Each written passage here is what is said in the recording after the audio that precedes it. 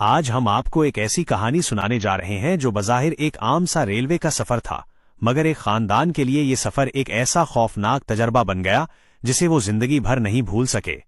गर्मियों की छुट्टियां थीं। लाहौर से कराची जाने के लिए एक खानदान ने रेल का सफर करने का फैसला किया। खानदान में दादा, दादी, माँ, बाप, एक बेटी और एक बेटा शामिल थे। सब खुशी खुशी स्टेशन पर पहुंचे। बच्चे खुशी से उछल रहे थे।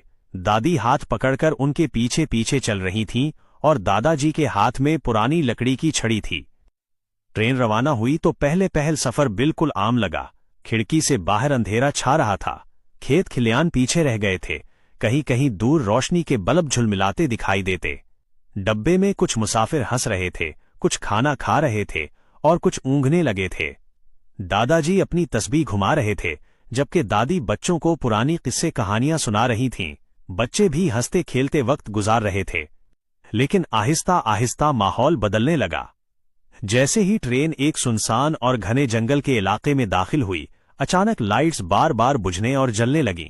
कभी पूरा डब्बा अंधेरे में डूब जाता और कभी एक सेकंड के लिए रोशनी हो जाती।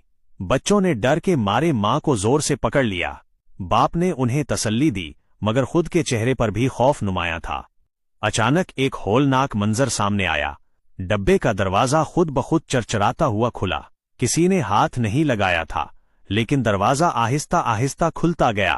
ठंडी और भारी हुआ अंदर दाखिल हुई और उस हवा के साथ एक साया अंदर आ गया।